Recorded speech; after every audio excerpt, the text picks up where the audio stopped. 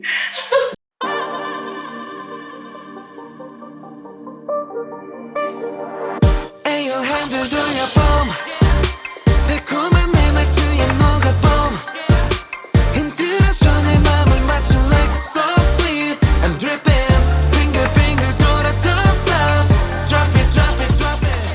guys, and welcome back to the channel. Today I have our lovely Seku in the studio, and we're going to do an interesting portrait. I was actually inspired by this backdrop, and Eleanor is a fantastic designer, and so yeah, she's a fantastic designer. And can you imagine that what she's wearing is actually just plain fabric that she draped and put together, and it actually works with this vibe really well. My lighting is also inspired by the backdrop. So if you look in the back, you see that there is a little bit of a glow right here, and it's just a natural appearance in the backdrop, and then it just goes darker at the bottom. So what I was thinking was, if I want to add some separation to my shot, already you can see our hair light is on. That is the Storm 80C from Aputure. It's an amazing light, and I actually just have a battery on there, which is a small rig 99 watt battery, and I'm using that so that I can have no cables, nothing of that sort, and just keep a very simple lighting setup up there. And on top of that, I have the Fresnel, which attaches to it, and then it's creating this really interesting glow. If you look on the top of her hair right here, you can see the glow and what is hitting her shoulder and then coming down her arm, just separating hair from the backdrop. So I will actually walk you through the lighting setup so you see how everything is coming together. And my key lights are actually really interesting. So right here is a strobe, and it's a 400 watt light, and that is going to be our main light source, throwing light on Seku. Right, so that's what's going to be creating a lot of shape on her. I'll take a shot of each light so that you see what it's doing.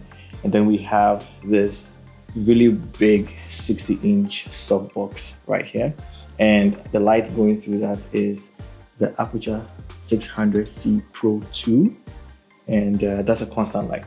And then in the back,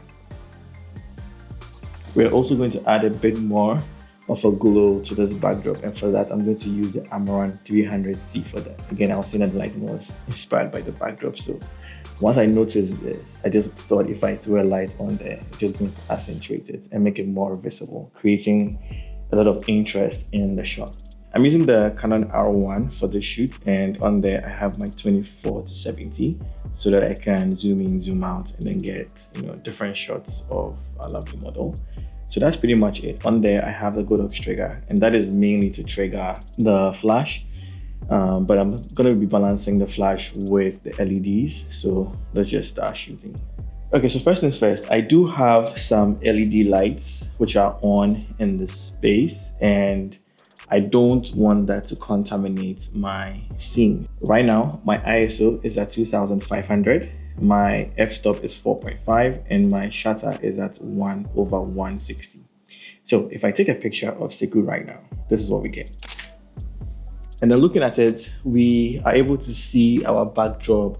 The glow on hair is very prominent, and I can see that it's beginning to look overly bright on her shoulder. This actually means that I still have room to eliminate some of the ambient light, and we are able to even see her clearly, but I don't want that to be the case. I really want to underexpose the shot and make sure the glow is what I'm seeing predominantly. So what I'm going to do is just start off. Already I can tell that my ISO is too high, and that is why I'm able to see all of this. So if I reduce it, then there's going to be a high chance of me exposing in such a way that it's only the edge light that shows, right? So I'm going to drop it down all the way to 250, and then let's see what that does. Okay, so I brought my ISO down to 250, and I'm actually even seeing it on the display that it's only the glow that is showing. So if I take a shot right now, wow, this camera can actually focus in the dark because it's picking her face. All right, so this is a very good starting point. Even though you can still see her dress and things like that, it actually isn't really that bad. We don't see her face, we don't see any details on her.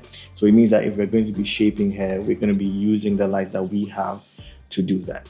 But what I actually want to do next is move to my Amaran. And if you remember, I did say that we have a bit of glow here, which I also wanted to be more visible. But if you look at the picture that I just took, you can see that the background is losing a bit of information. So I'm going to turn on the Amaran 300C, and you can see that it adds a bit of glow on there. In case you missed it, this is without it, and then this is what it looks like with it. So let me actually take another picture so you see what this alone is doing to our shot.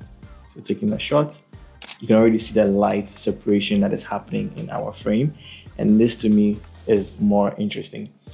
Now I don't have to walk to my main light because I have a trigger on the camera, and all I can do is turn it on, and then it's going to be our main light, which is the light up here,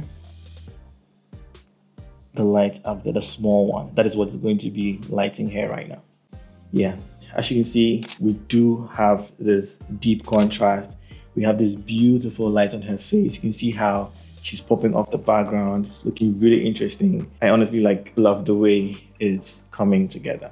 You can also see that the shadow and light ratios, I mean, this is okay if you're going for this moody portrait, but I still want us to be able to see a little bit more into the shot. So I've turned on our 600C Pro 2.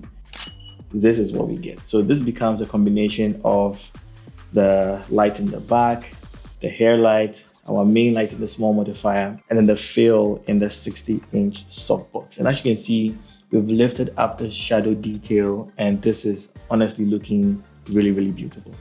So if you feel like you still want to open up the shadows even more, you can add a reflector.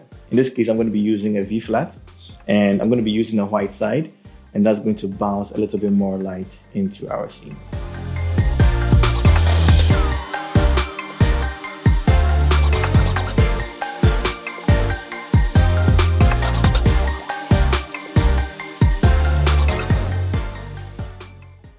I feel like it is losing that contrast that we had, and I kind of like it with the contrast. So the best thing about creating these kind of portraits, you might think that there's something that you want to add, which is going to elevate the shot, and then you end up doing it and realizing that it's not working. So since I like the contrast, let me actually use the black side of the V flat.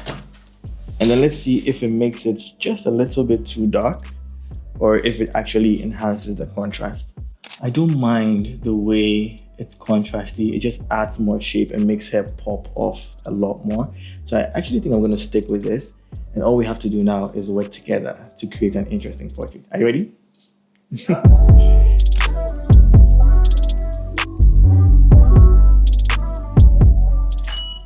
The thing about Eleanor is she also knows how to pose. She's almost like a cheat code. Awesome. I love it.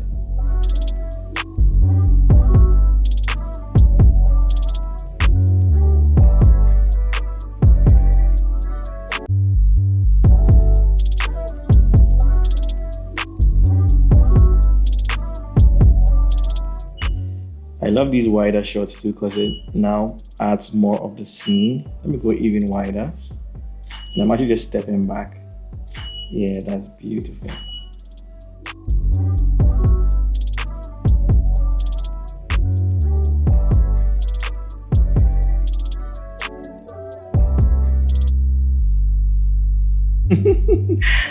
Don't fall.